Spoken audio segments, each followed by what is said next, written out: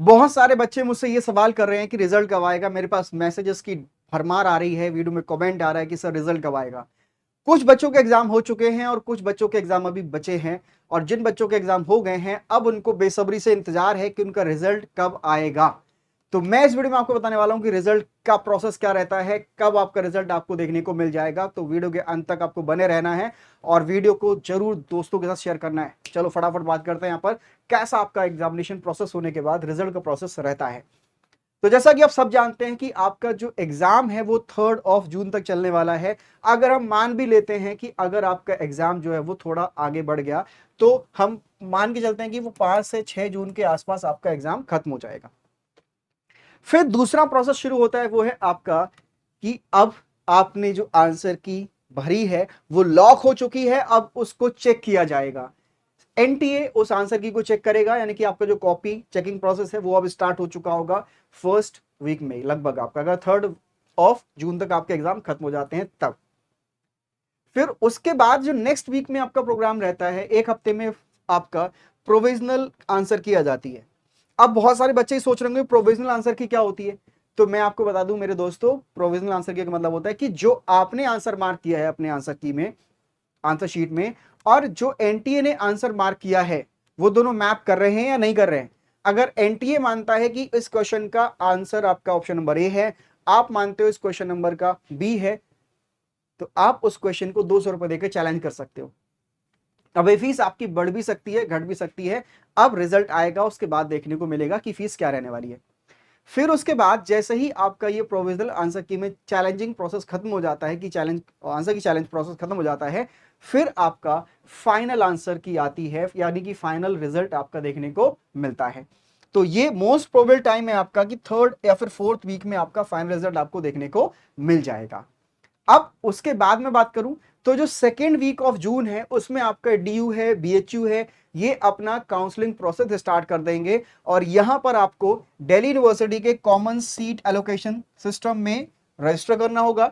वहीं अगर हम बात करें बीएचयू में तो कंबाइंड अलॉटमेंट प्रोग्राम सीएपी में आपको रजिस्टर करना पड़ेगा।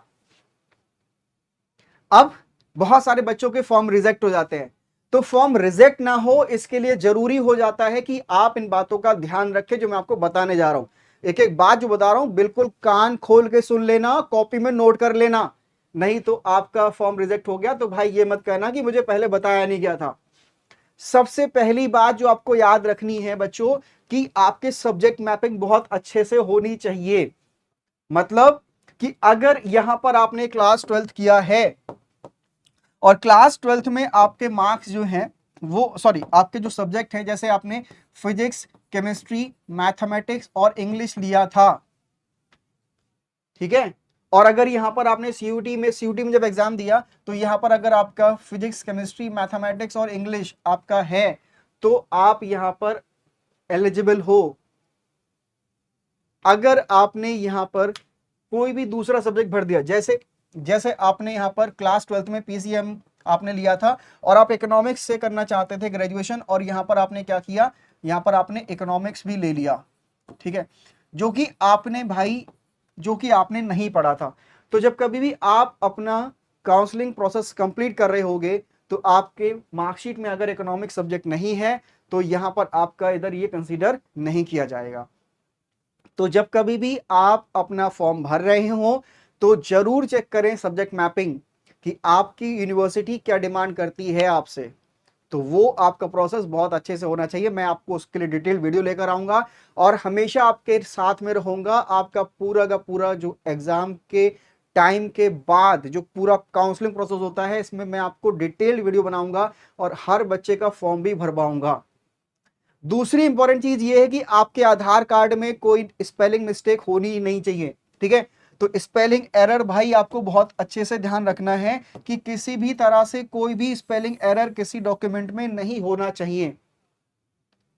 खासकर जो बच्चे अभी एससी एसटी कैटेगरी में आते हैं, ओबीसी में आते हैं, ईडब्ल्यूएस में आते हैं, वो अपना कास्ट सर्टिफिकेट बनवा के रख लो, क्योंकि भाई ये आपके लिए बहुत जरूरी हो जाता है। बाद में बन नहीं पाएगा, और बन जाएगा तो अगर उसमें कोई गलती हुई तो आप उसको सुधार नहीं कर पाओगे।